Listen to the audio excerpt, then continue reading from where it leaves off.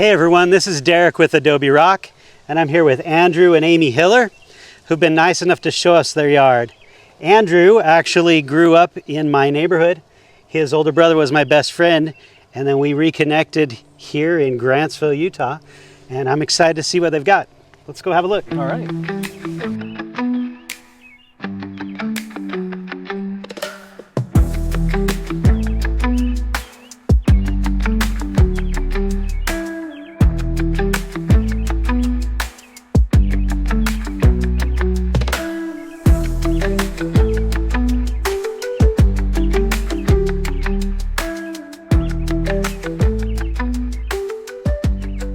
So how long have you lived here?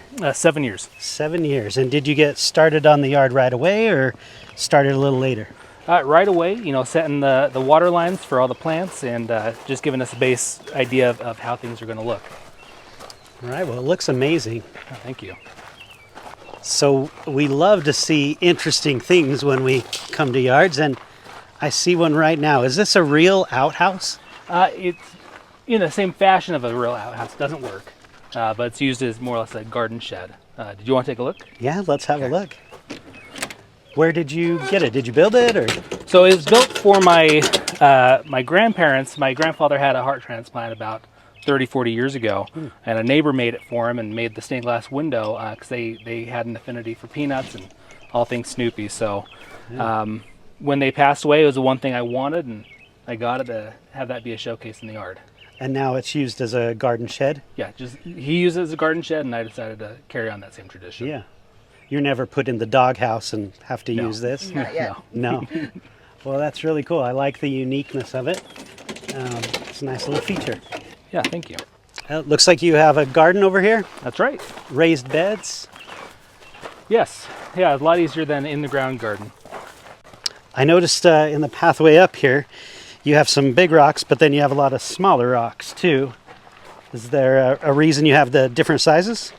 Yeah, at our old house we had used some of the pea gravel and the smaller rocks, and we noticed when it got wet it would get really mushy. So when we moved here we decided to start with a bigger rock and lay that down so it would lock in place a little better. And it worked and we loved it, but it didn't feel so great on our feet. So we decided to come back through with crusher fines and top dress everything, and now we've got the perfect blend of stability and comfort on your feet, and our dogs are much happier with it too. Yeah, that's great.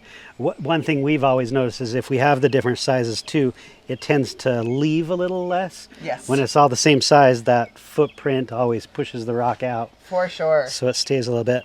But you've got a nice garden here, ready to grow some vegetables. And what other things do you grow, Andrew? Predominantly, tomatoes. We have peppers. We always have a cut flower bed just to help with pollinators, and it's always nice to have fresh cut flowers in the home. Melons, and then cucumbers, and then this year we're going to try out a small bed of pumpkins and see how those go. Nice. Did you build these boxes yourself? I did. We built these for our second year here. We've always done traditional gardening just in the ground. We wanted to get away from that here to help with weeding, strain on your back, and we've really found that this simplified a lot of our gardening, and we just enjoy it a lot more. Yeah. Pulling weeds is fun, but it's even more fun when you don't have to go all the way down.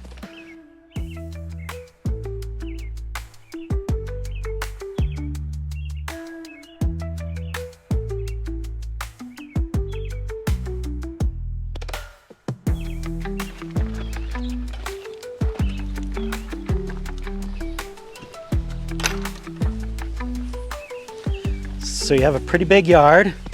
You have kids? We do. We have 5 boys. 5 boys, yep. There's always a need for some play area with 5 boys. Yep. So you've got the trampoline looks like you're working on. That's right. Yep. And then a playground area over here. Well, it looks like a great play space for 5 boys. And it seems like it would be quite shaded. Yeah, it is now. When we first moved in, it was full exposure. It got so hot in the summer, and we wanted a space that the kids could come play and it would stay cool and they would actually want to stay out here. So one of the first things we did is we planted a bunch of shade trees to provide shade, and here we are 7 years later and the playground's in shade most of the day, which is really great. Yeah, what kind of trees did you use, Andrew? So it could be controversial. More or less Siouxland poplars, or commonly known as cottonless cottonwoods, and then we did the These thinner leaf trees are hybrid willows or os trees, and then we have a shade master honey locust in the corner to kind of anchor that side. One thing we did notice though, coming from our former home in Tooele that was a bit more mature, is that we couldn't just jump into having all the shade loving plants that we wanted.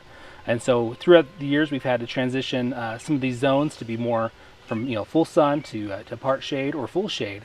And we've really seen that things have really taken a liking to where they're at now, and we'll continue to see that trend over the coming years as things continue to mature. Yeah, the fun of that is you're never done planting. That's right. Plant for sun now, plant for shade later, and then who knows, might be plant for sun again. That's right. Exactly.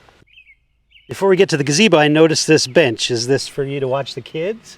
It could be for us, could be for the kids. When we first put it in, we had our kids just posing on that with their Spider-Man costumes, thinking it was the top of the world. Yeah.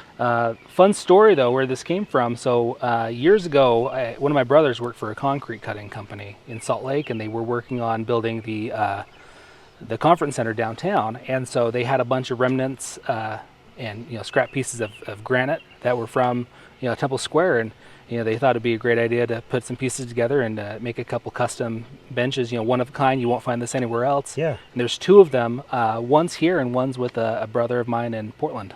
So that's the same granite that's at the conference center downtown. That's right. Yep. That's amazing. I love seeing little pieces of that in people's yard. Things that, are memories or things that nobody else has. They're unique to your yard. Thanks for sharing that story. Yeah. All right, let's see this gazebo.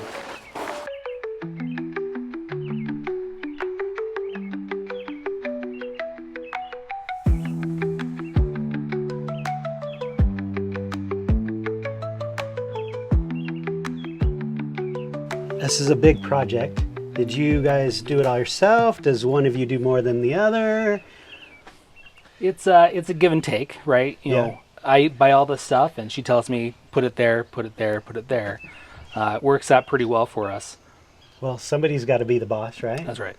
Did you do everything, or did you have contractors help? There are only two things that we brought contractors in for. We have a cement patio up closer to the house, and then we did concrete curbing around the playground area. Then everything else was done by ourselves.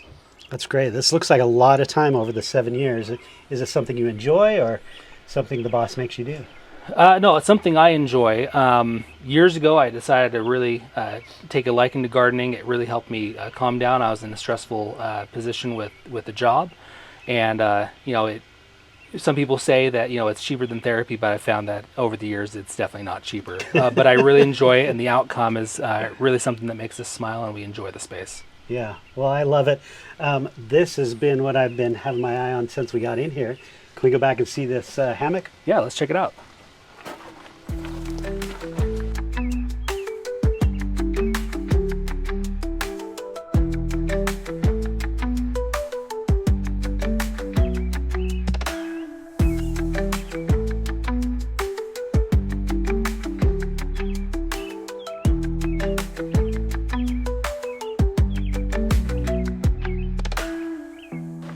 So this is pretty cool. You've got a steel post on each side and then a wood trellis over the top. And was that your design?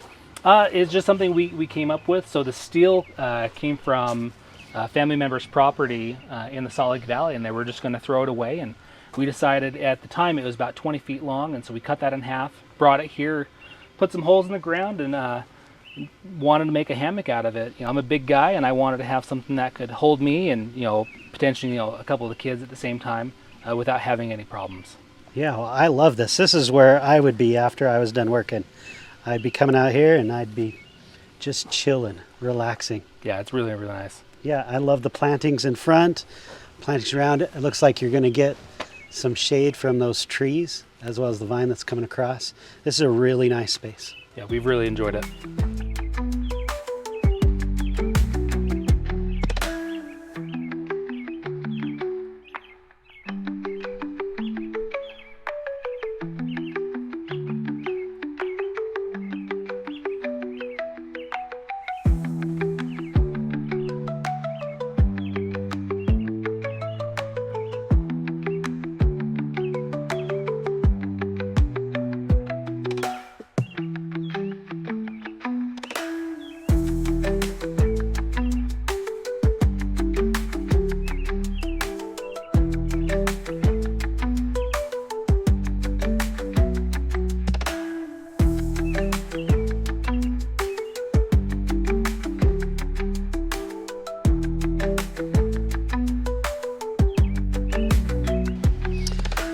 So the hammock's definitely my favorite.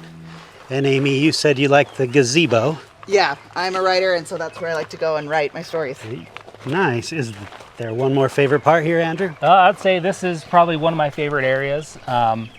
Really cool area. It stays closed off from the dogs. While the kids come here a lot to enjoy some time. Let's take a seat real quick. We just enjoy it because we get a lot of south and north wind here in Grantsville, where the house positioned, and with a lot of the trees, it just stays really nice and calm. And if anything, it's just a slight breeze, so you can enjoy a fire. With the lights at night, it really opens up the space for just sitting and talking. You don't always have to have a fire, but it gives us more that natural feel, like you're just kind of away from it all. Yeah. Well, I really love your yard. I've been truly impressed. I love that it looks great now, and yet there's a lot that's still to mature in your yard, trees that are going to grow bigger. It's going to look amazing in 5-10 more years. Yeah, we can't wait. A lot of these spaces are going to just become even more special as it grows in. So thanks for sharing with us your yard, and we appreciate you letting us have a look to see what you've done with your barren dirt and turning it into an oasis. Yeah, our pleasure. Thank you for coming. Yeah, thanks a lot.